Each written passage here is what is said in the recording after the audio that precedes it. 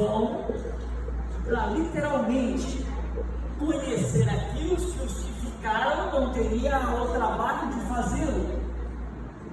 Veja, 12 homens representando aproximadamente 3 milhões de pessoas.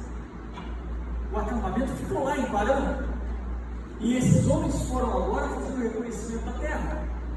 E eles andaram por ela durante 40 dias.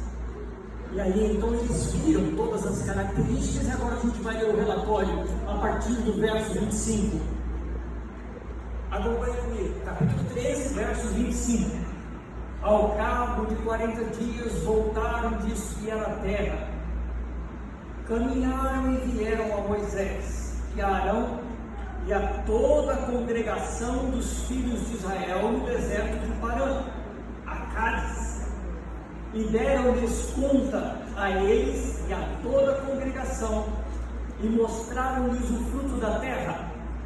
Relataram a Moisés e disseram, prestem atenção agora no que eles vão falar: fomos à terra que nos enviaste, e verdadeiramente mana leite e mel, confirmou a promessa de Deus. Este é o fruto dela. E eles mostraram então aquele cacho de uva que eles estão trazendo, enorme. Trouxe também romãs, figos e algumas outras frutas mais. O povo, porém, sobretudo, todavia, contudo, olha, o povo que habita ela, nessa terra, é poderoso, e as cidades muito grandes e fortificadas. Também vimos ali os filhos de Anak. Os amalequitas habitam na terra de Negueb. Os heteus, os jebuseus, os amorreus habitam nas montanhas. Os cananeus habitam ao pé do mar e pela ribeira do Jordão. Então Caleb fez calar o povo perante Moisés e disse: eia, subamos e possuamos a terra, porque certamente prevaleceremos contra ela. Porém, os homens que com ele tinham subido disseram: não poderemos subir contra aquele povo, porque é mais forte do que nós. E diante dos filhos de Israel, inflamaram a terra que haviam espiado, dizendo: a terra pelo meio da qual passamos a espiar, olha isso, é terra que devora os seus moradores, e todo o povo que vimos nela são homens de grande estatura. Também vimos ali gigantes. Os filhos de Anak são descendentes de gigantes, e éramos aos nossos próprios olhos como gafanhotos, e assim também o éramos aos seus olhos. Animador, não? Já pensou? É aquele tipo de pessoa que você chega e olha: eu tenho um projeto, eu tenho um trabalho para realizar, que vai ser espetacular. Os líderes falam assim, geralmente falam assim, né? Mas será que a pessoa tem dificuldade para realizar isso aí? Você tem todas as condições para fazê-lo, Pedrão? Não é melhor você deixar isso para lá? A vida está boa para você. Aqui no deserto a gente tem um maná continuamente. Você vai entrar nessa roubada? Olha lá nos caras. Deu para entender? O que diz Josué? Eia! Avancemos e vamos conquistá-la. Josué estava confiando em quem? Em si mesmo? Um gafanhoto? Claro que não. Ele não se via igual a aqueles gigantes. Ele não era tolo. Ele sabia da diferença que havia entre eles. Entende? Mas ele sabia quem é que estava com ele. Faz diferença? Toda a diferença. Aqueles outros 10 simplesmente diz: ó, não dá. Vão parar com esse negócio que não funciona. A terra é exatamente aquilo que disseram que era. Terra que manda leite e mel. Mas ó, não haga não. Parem para considerar esse texto. Ali estava qualquer um falando? Não. Os homens eram príncipes. Será que eles eram importantes? Muito. Meus irmãos, eu vou fazer uma observação aqui agora. Eu espero que você não leve pelo lado negativo. Que você considere a necessidade de você olhar para o ser humano e vê-lo apenas como um ser humano. Eu poderia estar investido do poder do presidente da divisão, não, da Associação Geral dos Adventistas do Sétimo Dia. Faria alguma diferença para você? Nenhuma. Se eu encontrar um Stanley hoje, vocês acham que faz alguma diferença para mim, que é o presidente da divisão sul-americana? Nenhuma. Não faz diferença, Jesus. Você entendeu? Ele apenas tem um cargo e uma responsabilidade. Mas nada. Só que esse homem hoje, Stanley, ele está ditando para mim as regras de conduta da Igreja Adventista do Sétimo Dia. Estou certo ou estou errado? Deu para entender? Eu conheço Stanley na intimidade. E quando Stanley disser para mim, Wilson, faça isso, com a intimidade que tem, eu vou dizer, Stanley, isso está de acordo com a palavra de Deus? Eu vou dizer para ele, com toda intimidade. Se eu considerar que não está na palavra de Deus, eu não vou fazer. Mas quem mandou foi o presidente da divisão sul-americana. Não interessa se eu sou amigo pessoal dele. Quem mandou é ele. Ele tem poder ou não tem de mandar? Tem. Ele é o presidente. Deu para entender? O que eu estou querendo dizer com isso? Nenhum de vocês pode usar como desculpa de que alguém mandou você fazer alguma coisa que fosse contra a vontade de Deus.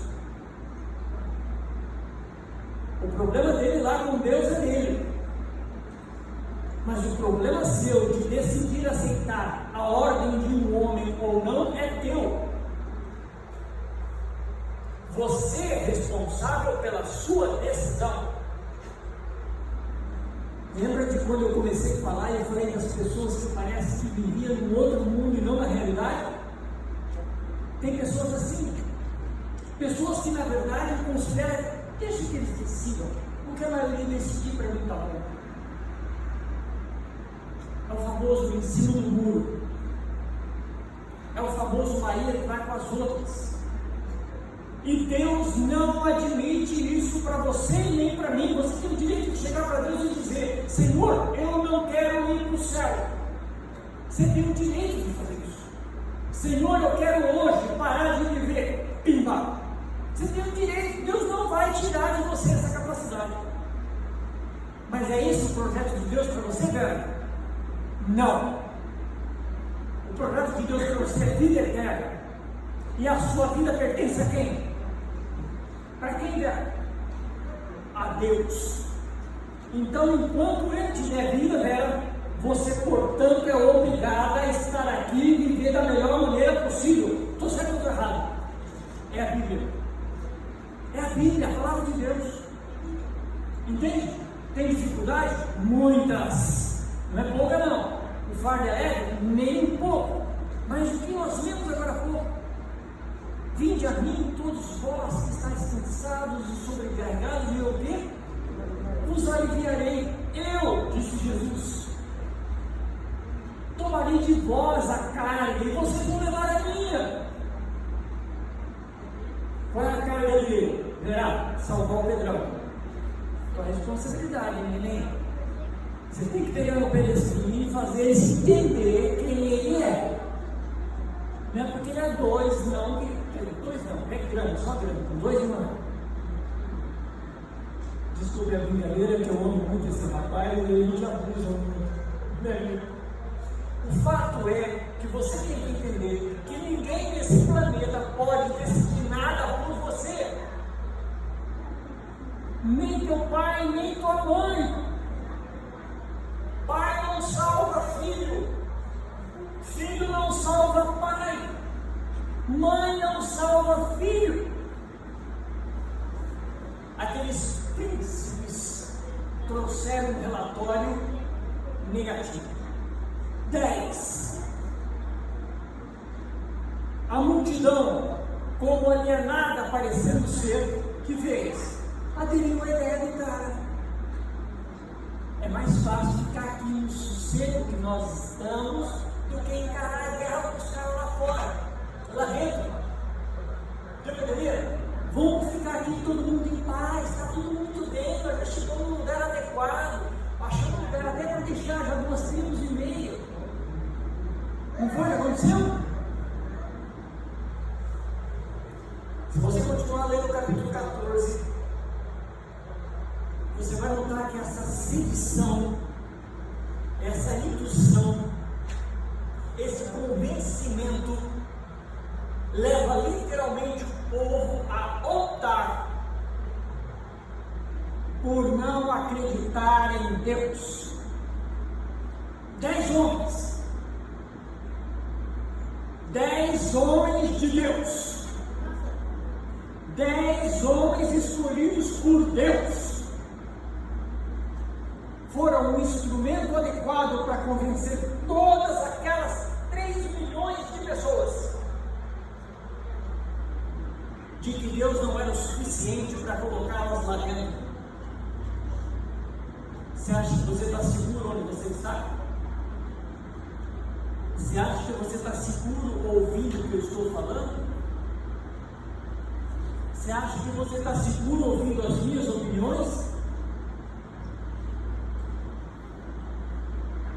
Romanos capítulo 14, verso 5, segunda parte. Cada um tem ideias bem definidas na sua cabeça. Eu não sou responsável pelas decisões que você tomar, ainda que seja baseado na minha sugestão. A sua decisão é um problema seu. Com licença.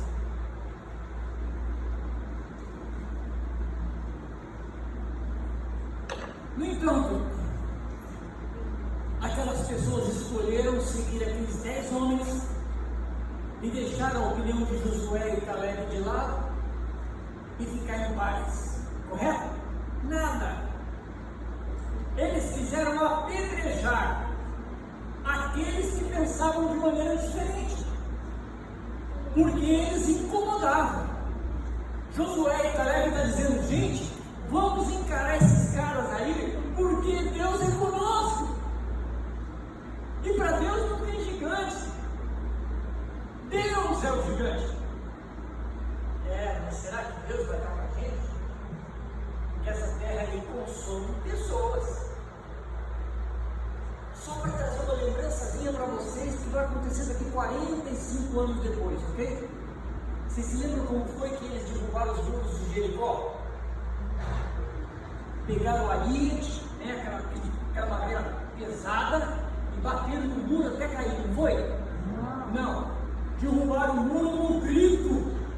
Já ouviu um negócio desse? Não era um murinho fino que nem na minha casa, não, senhores. Era uma muralha fortificada, que isso era o suficiente para pessoas morarem em cima daquela muralha. E os caras ficaram dando volta na cidade como se passeassem por uma cidade. Quem mandou fazer? Deus. Vamos ser sinceros. Você já viu alguém ganhar uma batalha caminhando em torno da cidade como se fosse um passeio? No 7º dia, vocês vão dar 7 voltas em torno da cidade. E aí então, os sacerdotes tocarão as trombetas. E vocês vão gritar. E vai acontecer o quê? Cair nos muros. Precisou esperar quanto tempo para ter essa realização? 45 anos. E todos aqueles homens que tinham mais de 20 anos fizeram parte desse exército. Fizeram? todos para trás.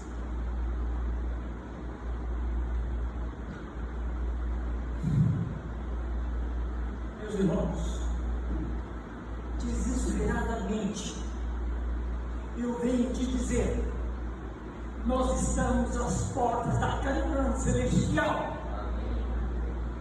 E você tem muito mais do que 10 homens dizendo para você, nós não vamos conseguir entrar lá.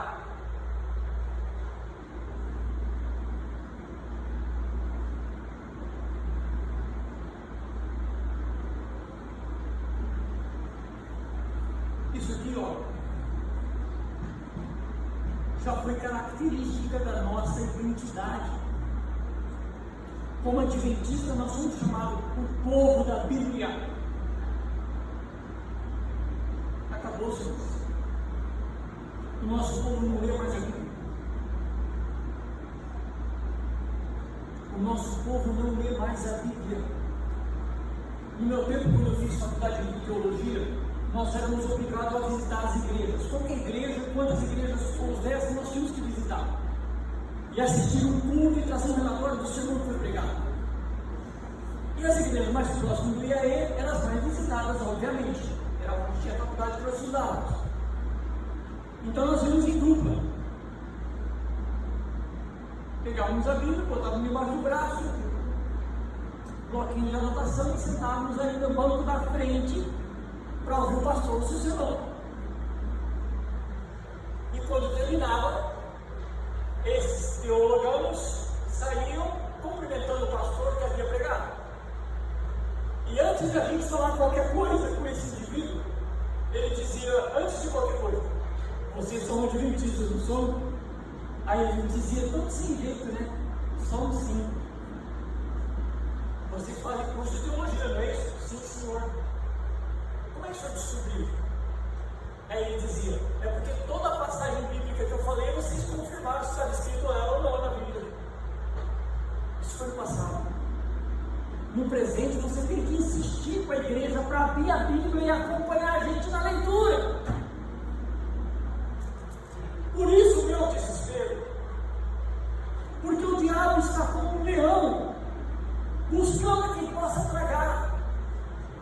E se você não se aperceber onde você está e em que momento você está vivendo, você vai perder a salvação.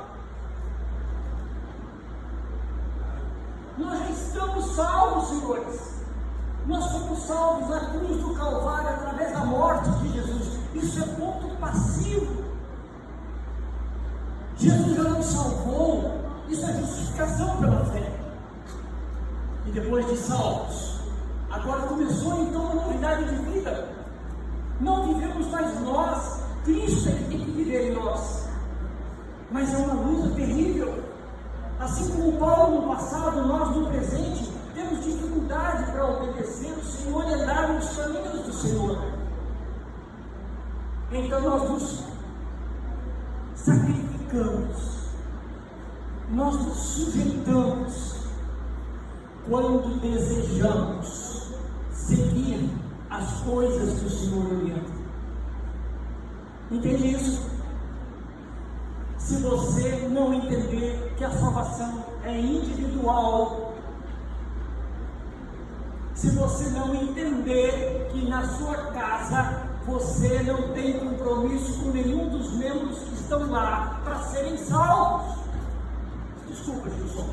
Vamos continuar orando pela sua esposa, pela sua irmã, pelo seu pai, seus irmãos.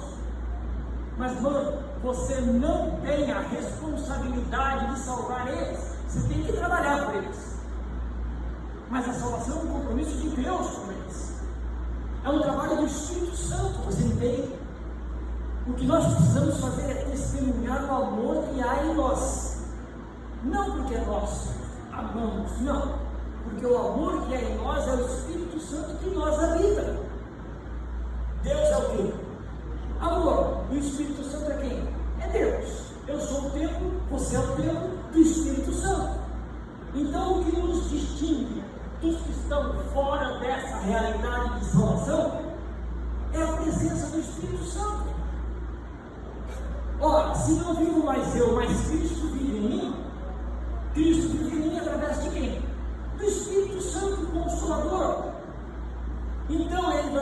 está em mim o querer e o fazer. E o querer e o fazer para mim é servir ao meu irmão.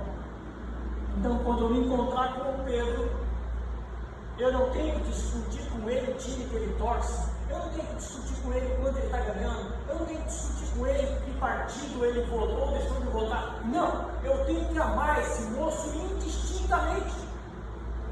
Ele tem que ver em mim o amor de Deus presente. É só por isso que eu estou vivo e estou aqui.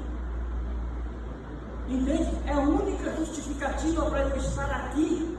É se eu tiver a disponibilidade para que Deus ame o meu semelhante, o meu próximo, como a mim mesmo. Então eu estou aprendendo a me aceitar, a me amar. Mas sempre chegam aqueles que vão dizer: ih, essa terra é boa, mas não dá para nós não. Vinde a mim, todos vós que estáis cansados, sobrecarregados, e eu vos aliviarei. Tende bom ânimo, eu venci o mundo. Eis que estou convosco todos os dias, até a consumação do século. Senhores, ou eu estou muito enganado e não entendo nada da Bíblia, ou nós estamos nos últimos dias dos últimos dias. É só você olhar o que acontece na política, na educação, na economia, na religião, e assim vai. Lembra do Apocalipse quando fala sobre Babilônia? Lá diz de maneira muito clara: Pedro, sai dela, povo meu. Então na Babilônia tem quem? O povo de Deus. E Deus está trabalhando através dos meios mais variados possíveis para tirar da Babilônia, da confusão religiosa, os seus filhos. Procure acompanhar o que o líder da igreja de Roma tem feito com a cabeça dos seus membros. Procure acompanhar o que está acontecendo dentro da igreja adventista do sétimo dia. Procure acompanhar o que acontecia 30 anos atrás e o que acontece hoje.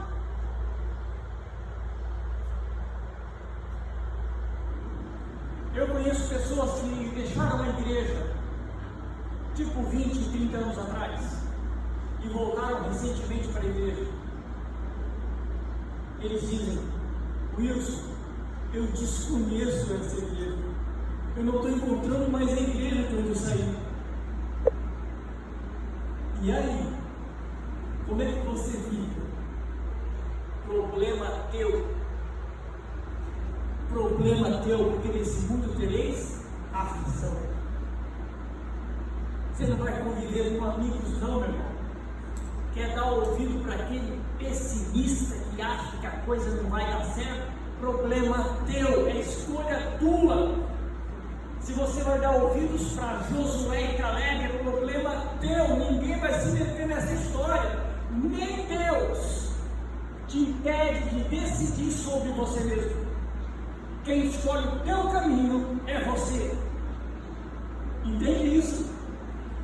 Pelo amor de Deus, se aproxime mais de Deus através da palavra dele, pessoalmente, individualmente.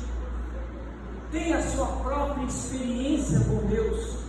Procure enxergar que à sua volta tudo que está acontecendo é uma questão espiritual. E o nosso arqui-inimigo está bramando como um leão, buscando a quem possa tragar. O leão não faz barulho para pegar uma presa fácil. Ele faz barulho quando ele não consegue pegar a presa. Você está solto no mundo ou você pertence a alguém? Só tem dois lados. Eu espero que você tenha consciência de quem você é. Nesse mundo não tem ninguém melhor do que você. ninguém mais sabe do que você. Porque quem é o seu professor é o Espírito Santo de Deus. E Ele vos guiará, Ele te guiará em toda a verdade. Não confie em homens, não confie em homens, não confie. A tua experiência tem que ser com Deus, não com homens. Bruno querido, podemos escutar no final, nosso tempo acabou. Queremos